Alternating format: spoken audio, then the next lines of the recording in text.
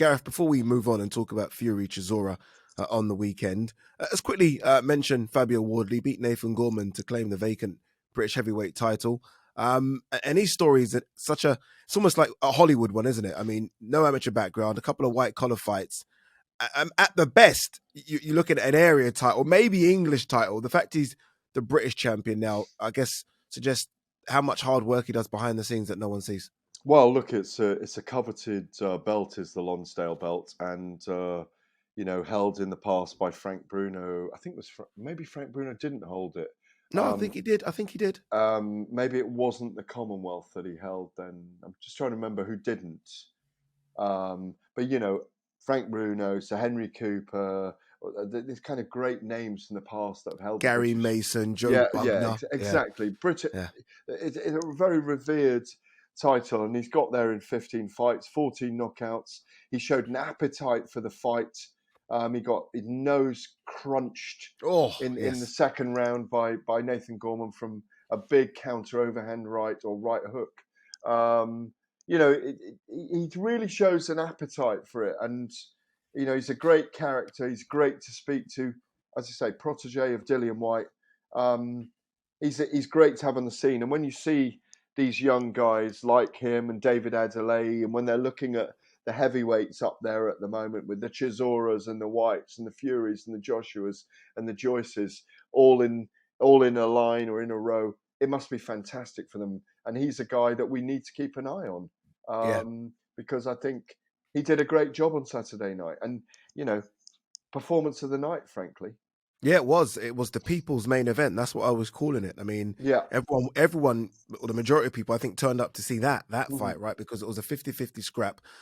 Quickly on Nathan Gorman, obviously the towel came in. He seemed to everything just seemed to collapse very quickly as soon as he got hit once. What do you do with Nathan Gorman? We've seen this before, haven't we? We've seen the same movie when he fought Daniel Dubois.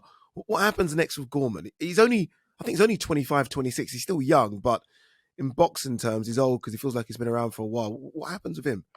Oh, I think he just works through the level that he's at. He's British European level, isn't he? I mean, I bumped into Nathan afterwards and asked him if he was all right. They were flash knockdowns, but they could see that he might have had an injury. You never know. It's true. Maybe so. Like you say, he's 21 fights in. He's always going to be thereabouts. It's incredible when you think he's 26. It's crazy, isn't it? But he carries that moniker of being a gypsy. Yeah, it's not just that. He's the great nephew of the undefeated bare knuckle fighter Bartley Gorman, the king of the gypsies, as he was known. I won't go into the whole story of him, but look up Bartley Gorman online if you're listening.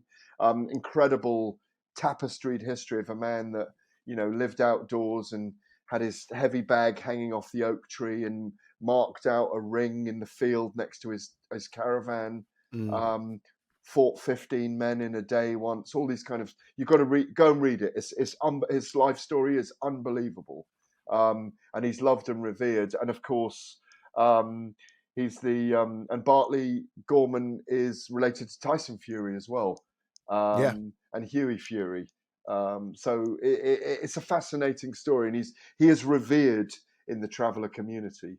Yeah, it's a good segue to talk about Tyson Fury now. Obviously, Derek Chisora versus Tyson Fury on the weekend. It will be their third fight. Tyson Fury having won the first two quite comfortably. They go again. I was thinking this though, and look, I was asking the question, what chance does Derek Chisora have? And I said, and this would be interesting to get your take on this. I said the Fury that Chisora fought the second time, I think's better than the Fury now.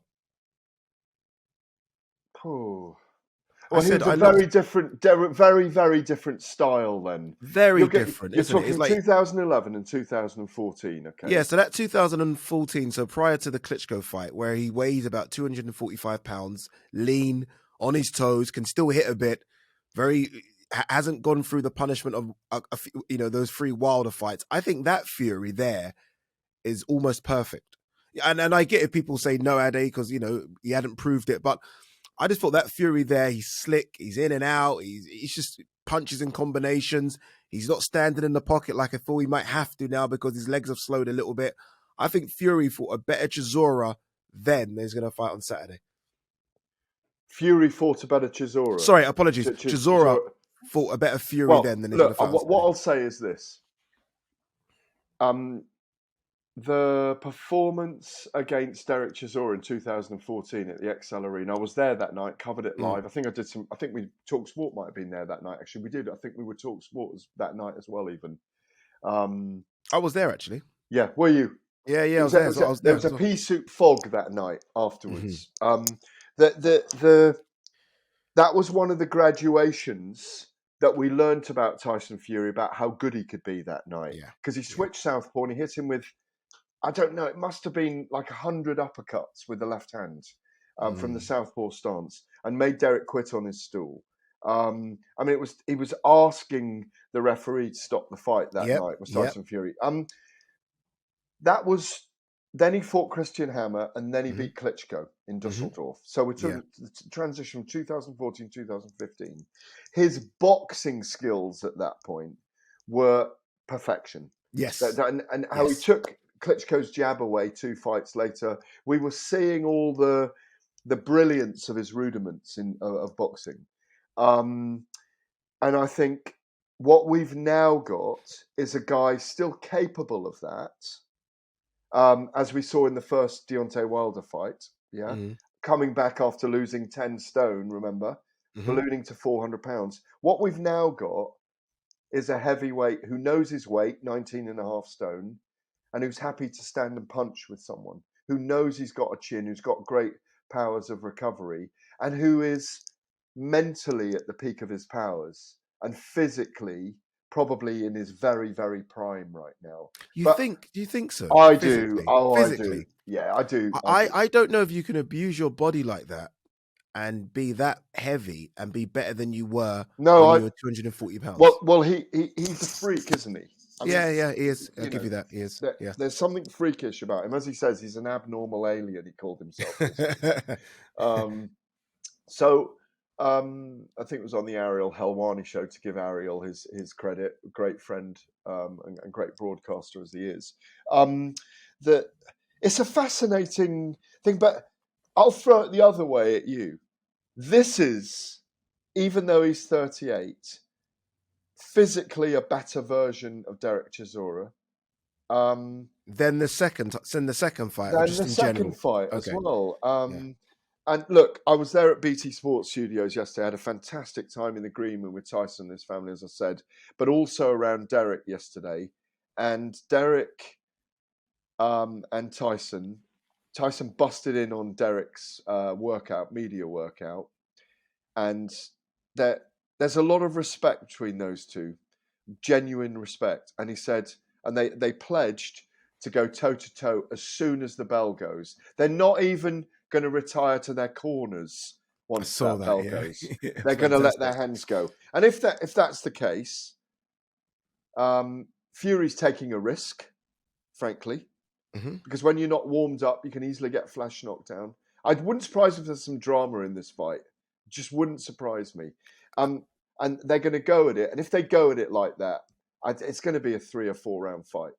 And sometimes those are the best ones, right? Yeah, we don't want a dull 12-rounder when we can have an action for 4 or 5 rounds. Look, potentially for Tyson Fury, the undisputed is next, right? It's there, Alexander Usyk. That's what we want to see. It's all what fight fans want to see. Let's hear from Tyson Fury now. He spoke with IFL TV at yesterday's open workout on the prospect of fighting Alexander Usyk. Tyson Fury there speaking to IFL TV about Alexander Usyk. He seems as though he's not going to chase it. If it happens, it happens. He certainly wants it. He obviously wants to make sure everyone knows he is the number one out there, and he is, for me, by some distance. But it doesn't look like he's going to chase it anymore. Well, it's terrible news, isn't it, really, that he's saying, no, I don't want him, I don't want Joshua, but... and he's right to be focused on Derek Chisora on Saturday night. I will say that. Yeah. But I think I'll put it this way.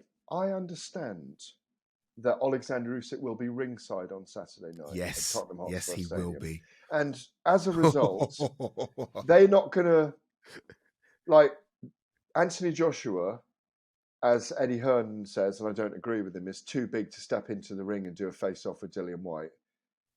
Alexander Usyk will speak to us on Saturday night and will probably get in the ring and stand opposite Tyson Fury on Saturday night. I've got, I'm not joking. I've got goosebumps. Yeah. I've got literally goosebumps. Like, honestly. Yeah. If Tyson Fury wins. Yeah, if Tyson Fury wins. You don't know in the heavyweight division what's going to happen. No, we certainly don't, because Chisora's, he shocked a few before, but this one would be one of the biggest, if not the biggest upset in heavyweight boxing history for me if it does happen.